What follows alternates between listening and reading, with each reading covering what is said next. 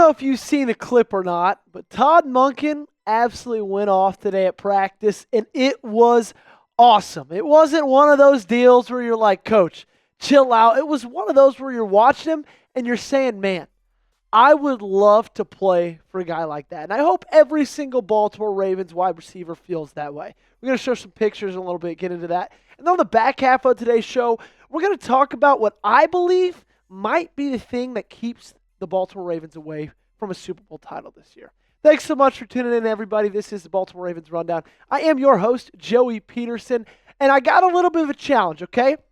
This is from our Steelers Talk host, Mr. Jack Sperry. He went ahead and challenged and said, hey, I don't think that your channel can get a video that has 400 likes on it, okay? Steelers Talk is a little bit bigger than the Ravens Rundown is. He's definitely feeling the power trip.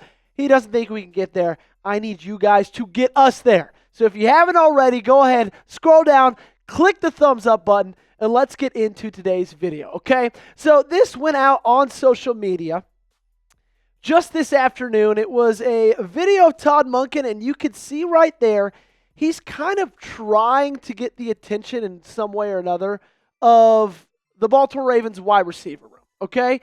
He's doing these motions with his hands, and it's like he's gesturing of them ripping the ball out or somebody ripping the ball out.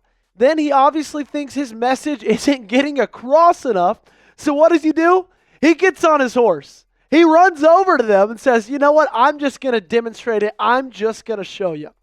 And then he shows them himself, right? Grabs the wide receiver. I don't know who that is. That looks like it's Rashad Bateman. You can't really tell with all the layers. Can't see the number with the visor on as well. Grabs him and then proceeds to rip the ball out of his hands. And it's obvious the message that he's trying to show these guys, okay? It's the same message that Pittsburgh spent the entire game in Week 11 showing us, is they are going to try to rip the ball out.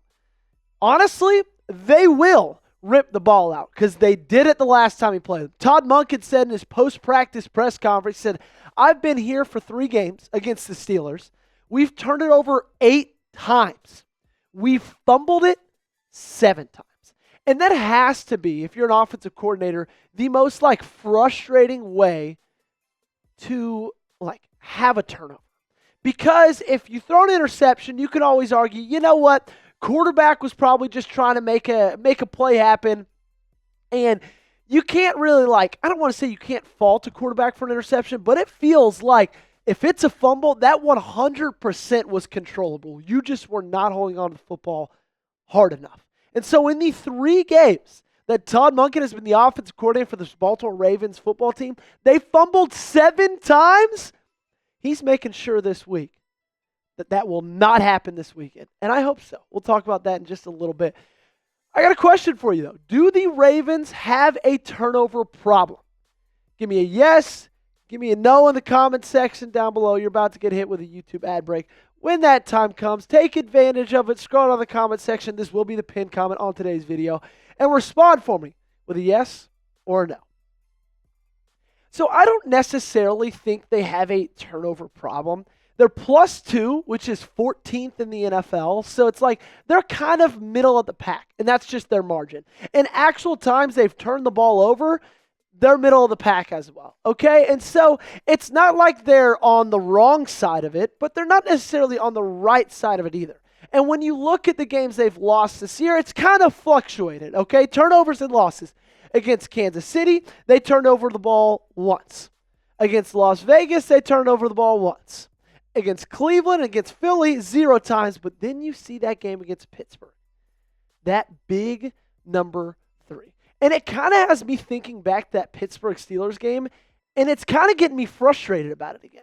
Because you look back at that one, and you got a chance to rewrite it again this Saturday, but you look back at Week 11's matchup against the Steelers, you turned the ball over 3 times. Okay? 2 of them were fumbles within your 30-yard line. You missed 2 field goals that were 40 yards, and you still almost converted on a 2-point conversion to put it into overtime? If you just clean up those mistakes this Sunday, guys, this will be very, very different, okay? This team, this result, this outcome can be very, very different. But you have to make sure you're holding on to the ball, keeping it to yourself, because that's how a team like Pittsburgh beats you. That's how they beat you the last time. So I love this out of Todd Monken. Again, like I said on the top of the show, this is an act that I hope the players see this and they say, man, I love playing for this guy, right? He's coaching you up, but it's in a fun, I'm going to keep you accountable way, because it's my job to keep you accountable and it's your job to hold on to the football, okay? I love this out of him. I hope the players respond well. I'm excited to see the emphasis of this. I'm love seeing it during the week. Excited to see how it pans out this upcoming Saturday against the Steelers. I got one more thing to talk about on today's episode. What needs to change if the Baltimore Ravens want to win a Super Bowl? But before any of that, I got to give a massive shout out to our sponsor on today's video, and that is Game Time. If you're so excited that the season is almost over and the playoffs are here and want to get tickets to the big game locked down, I promise you, you're going to want to give Game Time a shot. It's the only place that I go when I'm trying to get tickets to any college football or NFL game. Game Time has a new feature. It's called Game Time Picks, and that makes getting tickets to see your favorite teams play live even easier. Game Time Picks filters out the fluff to show you only incredible deals on great seats, so you don't have to waste time searching through thousands of tickets. The best thing about it is it highlights only the best deals. That includes great and amazing deals. Those are the highest value seats at the time.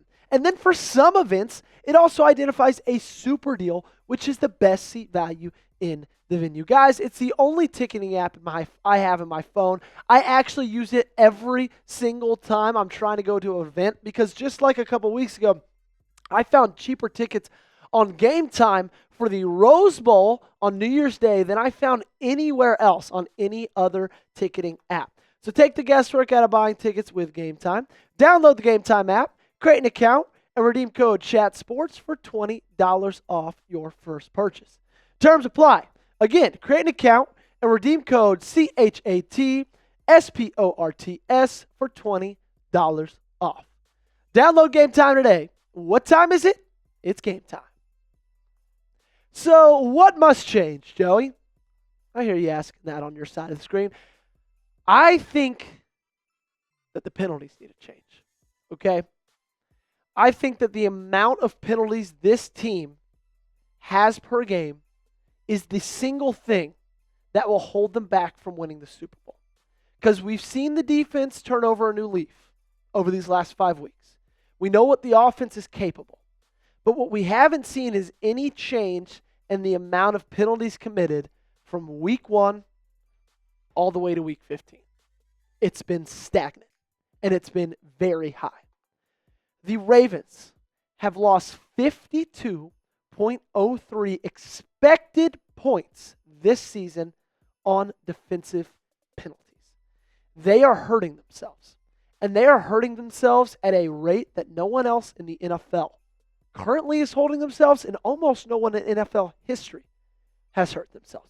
52.03 expected points. That is astronomical. That's the difference in like 4 or 5 games. And I know it just happened against the Giants, and we're lucky that it was the Giants because it could get mass. You know, the Giants aren't a good team. But if you do that in the playoffs, playing a playoff caliber team, you will lose that game. This team is last in penalties against with 117. They are last in against yards with 997, almost 1,000. They are last in net. They are minus 33 in penalties called for, plus the penalties called against. And then they are last in total flags with 136. This has been a chronic issue all season long, and that's what scares me, is that it hasn't changed. So I'm kind of starting to believe that this just might be woven into the fabric of who this team is, okay? That really scares me for the postseason. What is your confidence level in their ability to fix this? You let me know in the comment section down below. Scale it for me 1 to 10. 10, you're saying, you know what? I think they can fix this. Or, 10 saying, you know what? They can 100% fix this. 1 saying, Joey, this is who they are. No chance this gets fixed. We're screwed. Let me know in the comment section down below. If you look at the penalties in losses so far, it's been apparent that other than that Eagles game, That has been the main reason. I don't want to say the main reason, but a big reason you're losing the football game, okay? Because against the Chiefs, 7 for 64. Raiders, 11 for 109. Browns, 7 for 53. Last time you played the Steelers, 12 for freaking 80. And then the Eagles was 4 for 20. So you can point to 80% of our losses and look at penalties for a massive reason of why that loss happened. And when you rough the passer, when this team has roughed the passer, speaking of defensive penalties like earlier, look at how those drives have ended up. Touchdown, touchdown, touchdown, touchdown, touchdown, field goal. That is 38 points if you just do a little bit of quick math. So when they commit penalties, teams tend to score. Teams tend to get points. And I'm not just saying it's bad for this year. I'm not just saying they're one of the worst teams in the 2024 NFL season. They're one of the worst teams in history. This is a generationally bad year when it comes to penalties for the Ravens. If they get 7 penalties, I want everybody to hear me on this. Listen, please, put down your phone if you're watching on your laptop. Tell everybody around you to hush up if you're watching on your phone. If they have 7 penalties in the next 3 games, 7 in each, they will be a top 25 most penalized team in league history. You heard that right. League history. This is a problem. And I fear that this is maybe what will keep them from winning a Super Bowl. And their offensive coordinator sees it too. Talked about the game against the Giants. He said, we had 8 penalties. That is 8 penalties too many. Okay, Zach, you could say that. John, you could say whatever you want about it, but who's going to do something about it? When is this going to change? Because it needs to. Thanks so much for tuning in, everybody. That subscribe link is right down below. Make sure to click that. We give you videos every single day. We go live on Tuesdays, live for the games. Best place to be, I can promise you that. If you love the Ravens and if you love YouTube, hit that subscribe button. Also, we got to prove our Steelers Talk host wrong. Like the video. We're trying to get to 400, and we need you to do so.